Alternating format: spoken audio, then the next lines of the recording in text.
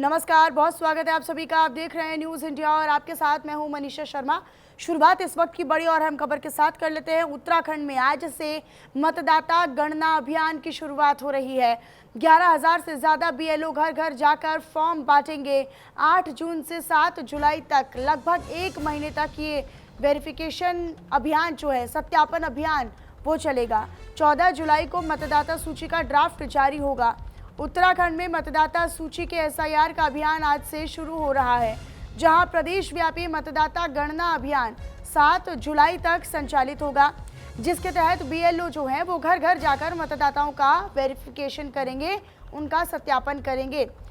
14 जुलाई को मतदाता सूची का ड्राफ्ट जारी किया जाएगा। तो ये बड़ी जानकारी आप तक साझा करें। हालांकि 11,000 से ज़्यादा बीएलओ घर घर जाकर फॉर्म बांटेंगे, लोगों का वेरिफिकेशन कर रहे हैं और यहाँ पर बाकायदा एक ड्राफ्ट सूची जो है वो फिर इस प्रक्रिया के बाद जारी की जाएगी।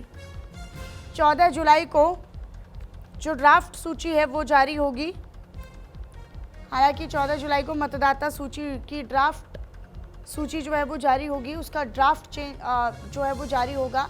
उसे फाइनल लिस्ट नहीं कहा जाएगा, ड्राफ्ट लिस्ट कहा जाता है कि जिसमें कोई अनियमितताएं हैं, किसी का नाम नहीं है तो वो शिकायत करे, और किसी के आईडी को लेकर कोई कंफ्यूजन है, कोई असमंजस है तो फिर वो शिकायत करे, और तमाम खामियों को फिर पूरा करने के बाद फिर फाइनल लिस्ट जारी होती है।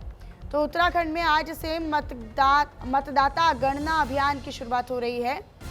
11,000 से ज़्यादा बीएलओ घर घर जाकर फॉर्म बांटेंगे।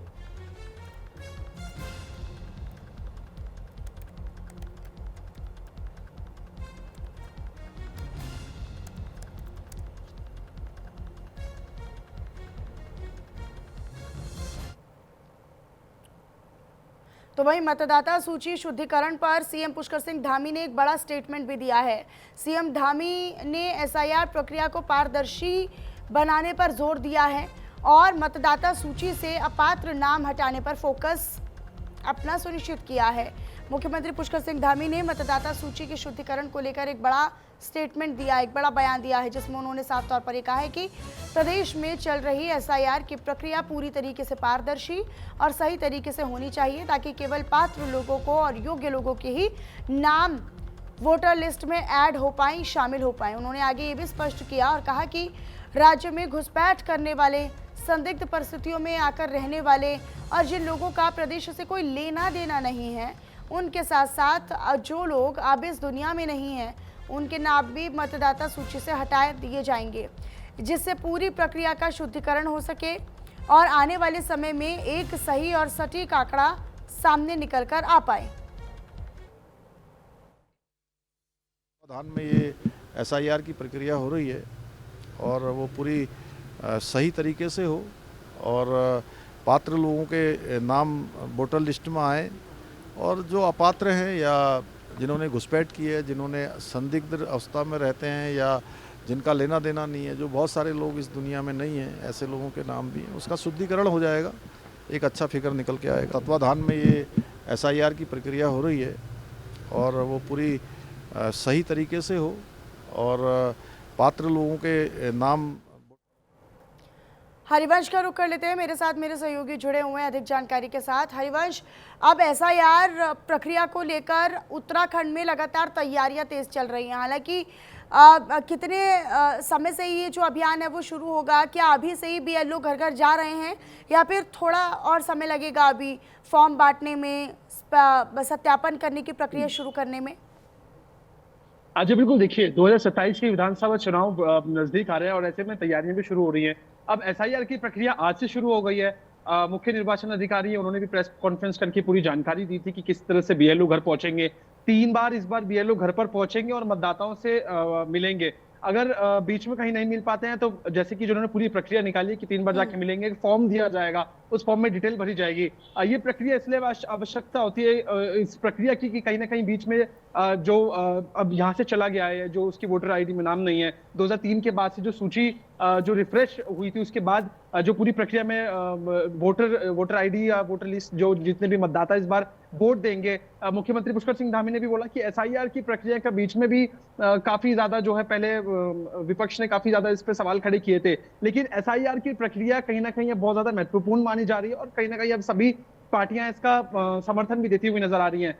जो कई सारी पार्टियां हैं उन्होंने भी सारी मुख्य निर्वाचन अधिकारी हैं जो चुनाव आयोग है उनके साथ बैठक करी थी और साफ तौर से अब जो व्यक्ति जो लोग यहाँ पर अपनी वेशभूषा छुपाकर यहाँ पर रह रहे थे, जो संदिग्ध गतिविधियों में शामिल थे, उनका भी अब जो है पूरी तरीके से आ जाएगा। जिन प्रदेश में जिनके दो दो जगह वोट थे, जिनके बाहर भी जो वोट दे रहे थे और उत्तराखंड में भी वोट देने का काम कर रहे थे, तो ऐसे में भी फिल्टर की जाएंगी लिस्टें और साफ तौर से जो ये प्रक्रिया चलेंगी, बीएलओ घर घर जाएंगे, जो फॉर्म दिए जाएंगे ताकि साफ तौर से किसी भी तरीके की ऐसी समस्या देखने को ना मिले मतदाता को, ताकि ऐसे ऑनलाइन पोर्टल के माध्यम से भी पूरी जानकारी साझा की जाएगी। और ऐसे निश्चित रूप से जो 2027 की विधानसभा चुनाव है, एसआईआर की प्रक्रिया अब शुरू हो गई। अब देखने वाली बात है 14 जुलाई को हरिवंश, क्योंकि ड्राफ्ट लिस्ट जारी होगी, हालांकि ड्राफ्ट लिस्ट के बाद जो अनियमितताएं हैं या फिर जो आपत्तियां हैं उन्हें दर्ज करने का समय भी मिलता है, वो समय कब तक मिलेगा? कब तक जो ड्राफ्ट लिस्ट के बाद अगर लोगों को कोई कंफ्यूजन है उनके नाम को लेकर, एड्रेस को लेकर या कोई भी अगर दिक्कत आ रही है तो वो कब तक अपनी आपत्तियां दर्ज करवा पाएंगे? तो देखिए साफ तौर से एसआईआर के अनुसार अगर जो भी चीजें ऐसी होंगी या जो डिटेल्स मैच नहीं की जाएंगी तो उनको नोटिस भी भेजा जाएगा। ऐसे में अगर कुछ लोगों को आपत्ति अगर होती है तो वो अपनी आपत्ति देने के लिए एक निर्धारित समय उनको दिया जाएगा और उसके बाद भी अगर वो चीजें नहीं होती तो उनके वोटर आईडी पे से नाम भी कटने की संभावना यहाँ पर जताई जा रही है। साफ तौर से जो लोग अभी काफी समय से क्योंकि शिकायतें पहले भी ऐसी देखने को मिल रही थी कि जहां पर जो मतदाता थे वो एक से ज्यादा जगह वोट देने का काम कर रहे थे, तो ऐसे में इस बार चुनाव आयोग साफ तौर से जो मतदाता है उनके डिटेल्स को बिल्कुल पैनी नजर बनाए हुए हैं और फिल्टर किया जाएगा कि जिस भी क्षेत्र का वो मतदाता हो सिर्फ अपने ही क्षेत्र में वोट डाले और ऐसे में गैर कानूनी तरीके से अन्य क्षेत्र में वोट ना डाल पाए। ऐसे में अगर किसी भी मतदाता को आपत्ति होती है तो बीएलओ से अपने संपर्क करेंगे, बीएलओ घर घर जाएंगे। साफ तौर से इस बार विशेष फोकस रखा जाएगा। लेकिन बीएलओ तो ऑफलाइन फॉर्म बांटने वाले हैं, घर घर जाएंगे तो वो वहां पर उपस्थित रहेंगे, लेकिन कुछ लोगों के लिए ऑनलाइन प्रक्रिया भी है कि ऑनलाइन आप फॉर्म भर सकते हैं और उस अपनी जानकारी जो है वो ऑनलाइन माध्यम से ही आप अपलोड भी कर सकते हैं। हाँ जी बिल्कुल, देखिए उसके लिए पोर्टल चुनाव आयोग ने जो है पोर्टल जो साइट वहां पर दी है चुनाव आयोग की जो ऑफिशियल वेबसाइट है उस पर अगर आपको कोई भी तरीके की समस्या हो, क्योंकि साफ तौर से सरकार का भी ये कहना है, चुनाव आयोग का भी कहना है, काफी सारे लोग ऐसे हैं जो अपने व्यवसाय के लिए, अपने बिजनेस के लिए, जॉब के लिए उत्तराखंड से बाहर रह रहे हैं, तो ऐसे में अपने एक्सपेंसेस खर्च करके जब वो वोट डालने आते हैं, अपने प्रतिनिधि चुनने आते हैं, तो साफ तौर से चुनाव आयोग का ये विशेष फोकस है किसी भी तरीके की समस्या मतदाता को ना हो। ऐसे में काफी लोग ऐसे हैं जो पॉलिटिक्स में कुछ इंटरेस्ट नहीं दिखाते, लेकिन कहीं ना कहीं उनको भी पता है कि वोट डालना कितना जरूरी है। तो ऐसे में साफ तौर से जो ऑफलाइन की कई सवाल इसमें भी खड़े हुए थे, जो ऑफलाइन के जो बड़े फॉर्म्स थे, ऐसे में मतदाताओं को कैसे वो भर पाएंगे, कैसे, क्योंकि इतनी ज्यादा ऑफिशियल नॉलेज नहीं होती है उनको, तो साफ तौर से जो बीएलओ है डिजिटल माध्यम से भी उनको समझाया जाएगा, क्योंकि कहीं ना कहीं ये फॉर्म बिल्कुल आवश्यक भी है इसका। और साफ तौर से देखने वाली बात यह है कि कितने वोटर्स जो हैं बाहर अभी उत्तराखंड से रह रहे हैं, इस बार जागरूकता कितनी बढ़ती है और कितने लोग इस एसआईआर की प्रक्रिया में शामिल होते हैं। जी ठीक है हरिवंश, अपनी नजर बनाकर रखिएगा। शुक्रिया बहरहाल आपका इस तमाम जानकारी को साझा करने के लिए। खबरों में आगे रुक कर लेते हैं। अब आपको बताएं, जहां देहरादून सचिवालय में सीएम पुष्कर सिंह धामी की समीक्षा बैठक, राज्य प्रगति पोर्टल के तहत परियोजनाओं की समीक्षा की गई। प्रमुख चिन्हित विकास परियोजनाओं की प्रगति पर चर्चा हुई, जिसमें सीएम पुष्कर सिंह धामी ने इस बैठक की अध्यक्षता भी की है। तो ये जानकारी अब तक साझा करें। देहरादून में राज्य सचिवालय में मुख्यमंत्री पुष्कर सिंह धामी ने राज्य प्रगति पोर्टल के माध्यम से राज्य के प्रमुख चिन्हित परियोजनाओं की समीक्षा बैठक की अध्यक्षता की है। इस दौरान सीएम पुष्कर सिंह धामी ने अधिकारियों को जरूरी दिशा निर्देश पारित किए हैं। तो परियोजनाएं किस प्रकार से सुचारू रूप से चल रही हैं, अधिकारी अपना काम कर रहे हैं, विभाग अपना काम कर रहा है या नहीं कर रहा, कोई लापरवाही तो नहीं है, कोई हिलाहवाली या ढिलाई तो नहीं है, इन तमाम चीज़ों को लेकर एक समीक्षा बैठक समय समय पर सीएम के द्वारा की जाती है। और सीएम पुष्कर सिंह धामी जो है वो लगातार इस मंशा के साथ इस बैठक का नेतृत्व करते हैं और अध्यक्षता करते हैं, ताकि लोगों के जो हित में बनाई गई परियोजनाएं हैं, योजनाएं हैं, उनका लाभ उन्हें समय समय पर मिलता रहे।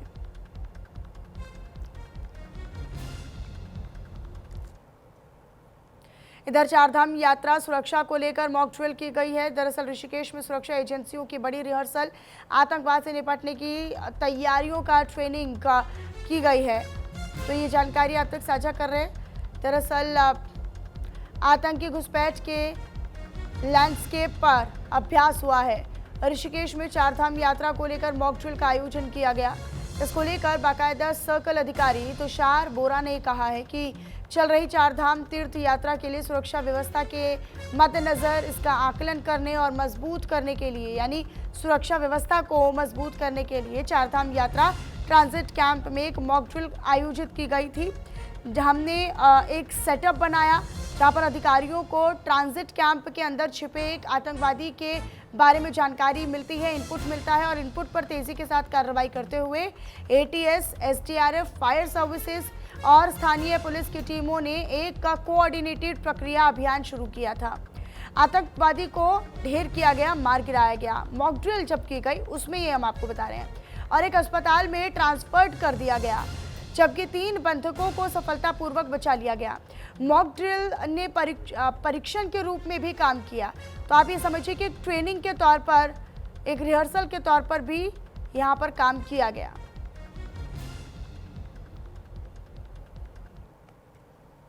हमने अपने फोर्स को सचेत करने के लिए, उनकी एक्टिवनेस को दिखाने के लिए, लोगों को ये सुरक्षा की भावना के लिए हमने डेमोस्ट्रेशन को करा गया था, जिसमें एक आतंकवादी की सूचना का हमने बनाया गया था, जिसमें हमने वो करा गया था, जिसपे तुरंत ही हमने कार्रवाई करते हुए उसको आतंकवादी को घायल अवस्था में, गंभीर घायल अवस्था से उसे अस्पताल भेजा गया, घायल कर दिया गया था, और 3 उसमें जो होस्ट कर रखे थे उसमें उनको छुड़ाया गया था। लेकिन इसमें हमने देखा कि टीम का कोऑर्डिनेशन तुरंत ही टीमों के द्वारा भाग किया गया। एटीएस ने अपना बखूबी कार्य किया गया, और हमारे एसडीआरएफ हो गया, फायर वाले हो गए, और हमारी स्थानीय पुलिस द्वारा बड़ा आपस में कोऑर्डिनेशन का काम करते हुए उससे सकुशल कार्रवाई की गई। इधर 9 जून को चंपावत जिले की पाटी नगर पंचायत के होने वाले पहले चुनाव को लेकर माहौल गरमाने लगा है, जहां नगर पंचायत अध्यक्ष पद के लिए बीजेपी निर्दलीय उम्मीदवार चुनाव मैदान में डट गए हैं। बीजेपी ने पाटी नगर पंचायत अध्यक्ष पद में जीत हासिल करने के लिए अपनी पूरी ताकत झोंक दी है। बीजेपी के दिग्गज नेता जोरों शोरों से डोर टू डोर चुनाव प्रचार में जुटे हुए हैं। दरअसल बीजेपी ने पार्टी में शक्ति प्रदर्शन करते हुए विशाल जुलूस भी निकाला, रैली भी निकाली, जिसमें बीजेपी के कई दिग्गज नेता भी शामिल हुए। इस दौरान बीजेपी नेताओं का ये कहना है कि 11 जून को पार्टी नगर पंचायत में कमल खिलने जा रहा है। तो वहीं निर्दलीय प्रत्याशी ने भी शक्ति प्रदर्शन करते हुए विशाल रैली निकाली, जुलूस निकाला। तो वहीं Indian idol fame Pawandeep Rajan के निर्दलीय प्रत्याशी नारायण लाल के समर्थन में आने से वे बीजेपी प्रत्याशी को कड़ी टक्कर देते हुए नजर आ रहे हैं। हालांकि बीजेपी नेता ने एक तरफा जीत का दावा भी कर दिया है।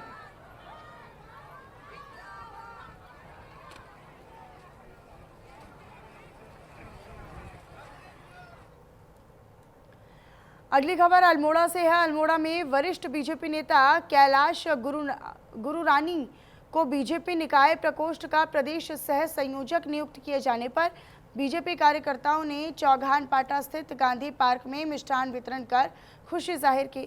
इस मौके पर बीजेपी जिलाध्यक्ष महेश नयाल ने कहा कि पार्टी नेतृत्व की ओर से कैलाश गुरुरानी को महत्वपूर्ण दायित्व सौंपना उनके लंबे संगठनात्मक अनुभव, समर्पण और जन सेवा के प्रति प्रतिबद्धता का सम्मान है। उन्होंने विश्वास व्यक्त किया कि गुरुरानी अपने दायित्वों का सफलतापूर्वक निर्वहन करते हुए संगठनों को और ज़्यादा सशक्त और मजबूत बनाने में महत्वपूर्ण भूमिका निभाएंगे। उन्होंने ये भी कहा कि बीजेपी में समर्पित कार्यकर्ताओं का सम्मान करते हुए उन्हें उचित जिम्मेदारी देना पार्टी की कार्य संस्कृति का महत्वपूर्ण हिस्सा है।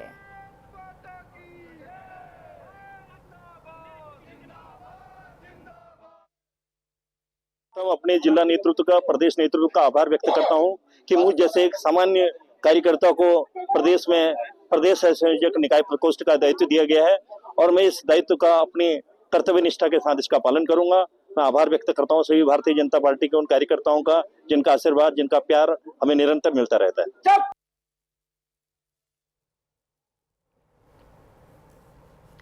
तो मैं आगे बढ़ते हुए आपको बताएं, जहां अंतर्राष्ट्रीय हिंदू परिषद के संस्थापक प्रवीण भाई तोगड़िया अल्मोड़ा जिला पहुंचे और इसी दौरान उन्होंने प्रेस कॉन्फ्रेंस करते हुए हिंदुत्व राष्ट्रीय सुरक्षा, धार्मिक स्वतंत्रता और समाज में सांस्कृतिक मूल्यों के संरक्षण जैसे तमाम मुद्दों पर अपने विचार व्यक्त किए।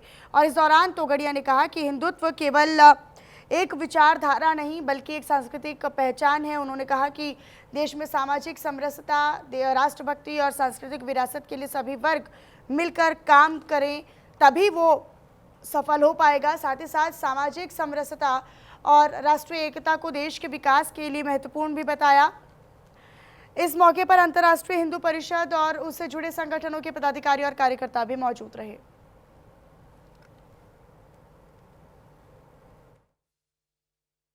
हमारा संकल्प है अब तो हिंदू ही आगे, समृद्ध हिंदू, सुरक्षित हिंदू, सम्मान युक्त हिंदू। इसलिए भारत के सभी हिंदुओं को देश के किसी भी कोने में मदद मिलेगी हमारे द्वारा हिंदू हेल्पलाइन से। किसी भी गरीब हिंदू को हर महीने अन्न मिलेगा हमारे द्वारा, एक मुट्ठी अनाज से। गरीबों को प्राइवेट के डॉक्टर की हम सेवा देंगे इंडिया हेल्पलाइन से। तो वही पिथौरागढ़ जिले के मुनस्यारी स्थित पीएम श्री अटल उत्कृष्ट राजकीय इंटर कॉलेज में एक गरिमामय कार्यक्रम के दौरान मां सरस्वती की प्रतिमा की स्थापना की गई। विद्यालय के पूर्व छात्रों और शिक्षाविदों की मौजूदगी में आयोजित इस कार्यक्रम ने विद्यालय के गौरवशाली इतिहास और शिक्षा के क्षेत्र में उसके योगदान को यादगार बना दिया। 1960 में स्थापित इस विद्यालय ने अब तक हजारों विद्यार्थियों को शिक्षा प्रदान की है जो देश विदेश में महत्वपूर्ण पदों पर कार्यरत हैं। इस मौके पर वक्ताओं ने विद्यालय के शैक्षणिक, सामाजिक और सांस्कृतिक योगदान को याद करते हुए इसे क्षेत्र की चेतना का केंद्र भी बताया। कार्यक्रम के माध्यम से नई पीढ़ी को शिक्षा और संस्कारों की विरासत से जोड़ने का संदेश दिया गया।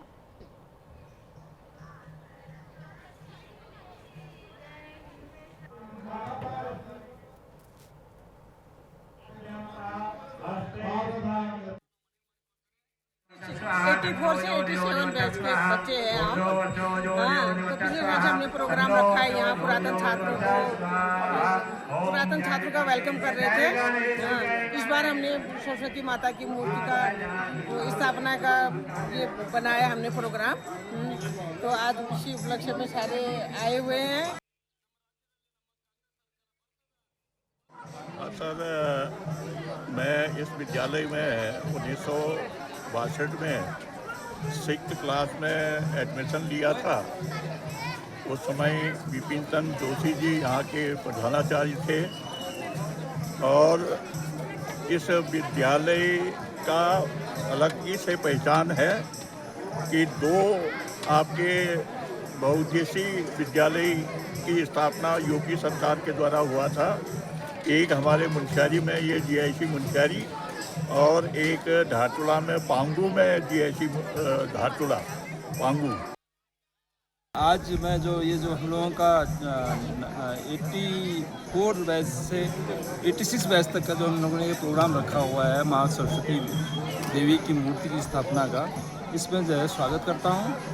मैं ये कहूँगा, मैं इस कॉलेज में 1984 में मैं यहाँ से पास आउट हुआ था। मैं 83 एंड 84 में 2 साल लाया, मैंने 11-12 यहाँ से पास किया था।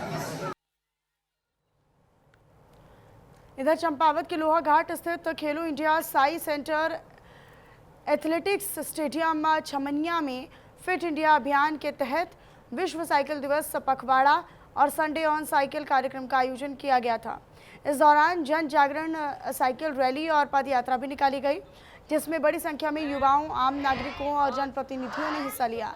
आपको बताएं कि जिला क्रीड़ा अधिकारी ने प्रतिभागियों को यानी हिस्सा लेने वाले लोगों को साइकिल के स्वास्थ्य और पर्यावरण संरक्षण के महत्व के बारे में जानकारी दी। तो वहीं कोच मोहन सिंह राणा ने साइकिल को जीवन शैली का हिस्सा बनाने और हर रविवार साइकिल चलाने की अपील की, जिससे स्वास्थ्य सुधार के साथ ईंधन की भी बचत हो पाई।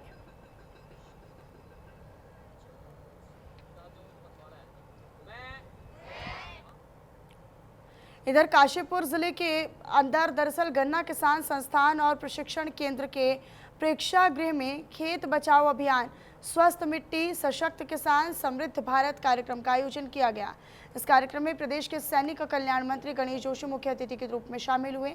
इस दौरान कृषि विभाग की ओर से प्रदर्शनी भी लगाई गई, जिसमें किसानों को आधुनिक कृषि तकनीकों और सरकारी योजनाओं की जानकारी दी गई।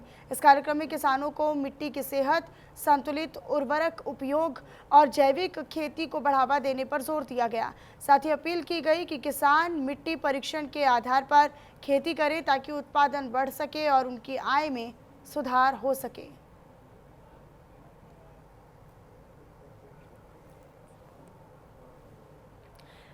तो वहीं चंपावत के टनकपुर में तूफान ने तबाही मचा दी। आंधी तूफान से जहां कई पेड़ टूटकर सड़कों पर गिर गए, जिससे यातायात यानी ट्रैफिक पूरी तरीके से बाधित हो गया, तो वहीं दूसरी तरफ क्षेत्र की कई बिजली लाइनें क्षतिग्रस्त हो गई, जिस कारण टनकपुर के कई हिस्सों में अंधेरा छा गया।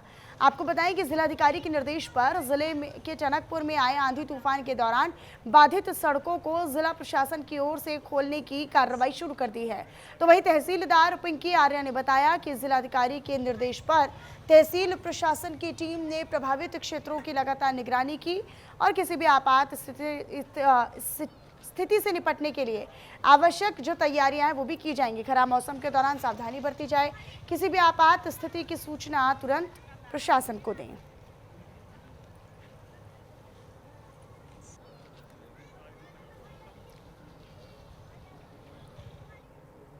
ऋषिकेश से खबर है। ऋषिकेश में वीकेंड के मौके पर बड़ी संख्या में श्रद्धालुओं और पर्यटकों के आगमन को देखते हुए गंगा तटों पर यानी गंगा किनारे विशेष सतर्कता बरती गई है, जहां श्रद्धालुओं की सुरक्षा को देखते हुए एसडीआरएफ, आपदा राहत दल, जल पुलिस विभिन्न घाटों और संवेदनशील स्थलों पर सक्रिय रूप से तैनात है।